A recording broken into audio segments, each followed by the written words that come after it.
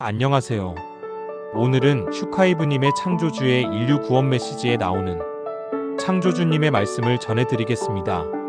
28. 개인 카르마의 질량과 무게는 모두 다르다. 2024년 1월 14일 김도사 카르마에 대하여 카르마가 무겁다고 했는가? 지금의 카르마가 언제 끝날지 걱정이 되는가? 사람, 즉 인간 1인의 카르마의 질량과 부피, 무게는 모두 다르다.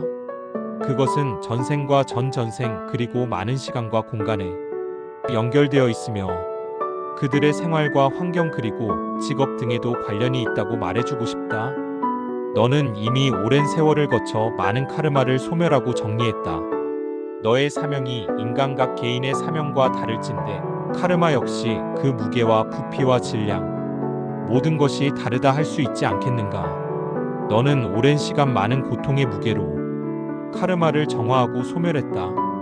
그 또한 고통스럽고 힘들게 느껴졌을 수도 있으나 지구 멸망의 때가 너무 가까웠고 너의 사명이 있으므로 조금 더 빠르게, 조금 더 무섭게 소멸, 정화가 필요했을 뿐이다. 그것을 너 스스로도 알고 있다. 너는 시간과 공간의 지평선을 넘어 이미 은하함대와의 접속을 시작하였다. 그것에 대한 시그널을 내게 주었다. 늘 깨어있으라. 여러 가지 형태와 방법으로 내게 신호 메시지를 줄 것이다. 내가 깨어나고 준비된 순간 빛의 전사와 너를 돕고자 하는 많은 물질과 비물질이 한꺼번에 몰려와 힘을 실어줄 것이다. 이것을 축복이라 생각지 마라. 이것은 사명일 따름이다. 슈카이브님의 해석? 나는 30대 초반까지만 해도 카르마에 대해 거의 생각하지 않고 살았다. 그러다 나도 모르게 영성에 눈뜨고 나서 카르마가 얼마나 무서운 것인지 알게 되었다. 카르마가 윤회의 수레바퀴를 벗어나지 못하게 만들기 때문이다. 지금 지구별 사람들은 윤회의 쳇바퀴를 돌리는 중이라 해도 무방하다. 그들은 체험을 통해 전생전 전생의 카르마를 정화, 소멸시키고 영적 성장을 이뤄 4차원으로 상승하기 위해 육화했다. 그런데 안타깝게도 그들은 이 땅에 태어난 목적과 사명을 망각하고 말았다. 그 결과 전생과 같은 삶을 반복하고 있는 것이다. 나는 아버지께 나의 고민을 토로했다. 지금 저에게 주어진 사명은 결코 가볍다고 할 수 없습니다. 저도 살면서 이런저런 카르마를 쌓았는데 그런 제가 그와 같은 사명을 받들 자격이 있을까요? 세상에는 저보다 더 순결하고 고귀하신 분들이 많습니다. 차라리 그들에게 이 사명을 맡기는 게 맞지 않겠습니까? 그러자 아버지께서 이런 메시지를 주셨다. 사람, 즉 인간 1인의 카르마의 질량과 부피, 무게는 다 다르다. 그것은 전생과 전전생 그리고 많은 시간과 공간에 연결되어 있으며 그들의 생활과 환경 그리고 직업 등에도 관련이 있다고 말해주고 싶다. 너는 이미 오랜 세월을 거쳐 많은 카르마를 소멸하고 정리했다. 나는 그 의미를 되새겨가며 이 말을 반복해 읽어보았다. 그 결과 아버지 창조주께서는 인간마다 카르마의 질량과 부피, 무게가 다 다르다고 말씀하신다는 걸 알았다. 카르마는 수많은 전생과 연결되어 있다. 비단 이번 생의 문제만은 아니라는 뜻이다. 그리고 태어나 자란 환경, 생활, 습관, 직업 등과도 관련이 있다. 나는 아버지께서 보내주신 메시지를 받곤 마음이 한없이 가벼워지는 것을 느꼈다. 나의 직업은 경제적으로 힘든 사람, 자신의 이름으로 책을 쓰고자 하는 사람들에게 나의 지식과 경험, 노하우를 전수해주는 일이다. 처음에 그들은 대부분 가르치는 자에 대한 예의를 지키고 열정적으로 책 쓰기에 임한다. 하지만 한두 달도 지나지 않아 변심하고 만다. 단 몇 개월 만에 써내지 못하면 책은 평생 쓰지 못할 가능성이 크다. 초심이 유지되기 어렵기 때문이다. 나는 내게서 책 쓰기를 배우는 사람들, 과거의 나처럼 책 한 권을 내기 위해 출판사 500번가량 퇴짜를 맞거나 5년이란 시간을 허비하지 않기를 바란다. 그래서 그들의 과제를 훑어보면서 부족한 부분을 일일이 참석하며 채워주거나 메꿔주었다. 내게 배우는 사람 중 많은 이들은 마인드가 안 잡혀 있다. 그러다 보니 말과 행동이 다르고 주위 사람들이 나의 눈치를 살피면서 자신이 바라는 결과를 얻으려고만 한다. 나는 이런 사람들의 비위를 맞추려 하는 대신 자극을 주려고 독설을 퍼붓곤 했다. 그런 자극을 바르게 받아들인 일부는 의식을 바꾸거나 개선하기도 했다.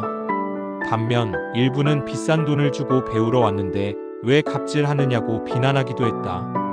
특히 이런 이들 중 내게 큰 상처를 입힌 사람들이 많았다. 그들의 공통점은 내가 가르치는 대로 따라오지 않는다는 것이었다.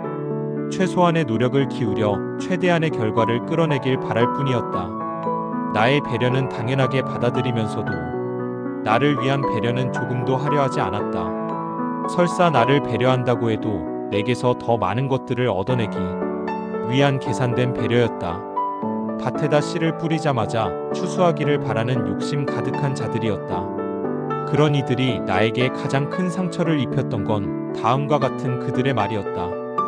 다른 코치들은 코칭 비용도 저렴하고 친절한데 김도사님은 코칭 비용이 터무니없이 비싸고 불친절합니다. 기분이 나쁘네요. 그럴 때면 나는 이렇게 되받아쳤다. 그 코치는 달랑 책 한두 권 쓴 코치인데 내 제자인데 어찌 그와 비교합니까?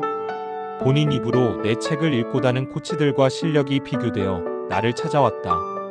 너무 뵙고 싶었다고 말하지 않았습니까? 그러고선 내가 코칭 비용을 이야기하자마자 바로 말과 행동을 바꾸는 이유가 뭡니까? 내게 상처를 주는 진짜 이유가 뭐죠? 주로 의식이 가난한 자들이 이런 태도를 보인다. 꼭 비용을 거론하면서 마치 내가 불법적인 일을 하는 사람인 것처럼 흠집을 낸다. 이런 사람들을 만날 때면 이솝우화 여유와 신포도가 생각난다. 먹음직스러운 포도를 발견한 여우가 도저히 그걸 따먹을 수 없게 되자 저 포도는 신포도가 분명해 라고 치부해버리는 대목말이다. 그들의 속마음은 이와 다를 바 없다. 그동안 제자들에게서 모욕이나 명예훼손을 당한 일들이 너무나 많았다. 최근에 아버지 창조주께서 나에게 언어 카르마에 대해 알려주셨다. 나의 가치를 알지 못하는 자들이 책을 쓰지 못함으로써 언어 카르마를 정화, 소멸하지 못한 것이 오히려 잘 되었다고 생각한다. 살아오면서 이것이 나의 가장 큰 고민이자 딜레마였다. 그러나 지금 나는 안다. 내가 온갖 상처를 입으면서 걸어온 길이 카르마를 정화하고 소멸하는 과정이었다는 걸 말이다. 아버지께서는 너무나 가까이 다가온 지구 멸망의 때에 맞춰 내가 좀 더 빠르게 사명을 받들 수 있도록 이 길을 선택하신 것이다.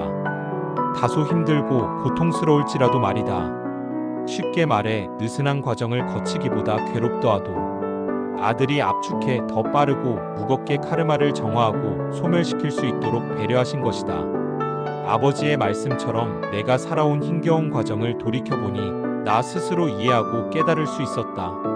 나를 위한 아버지의 애정 어린 배려였다는 걸.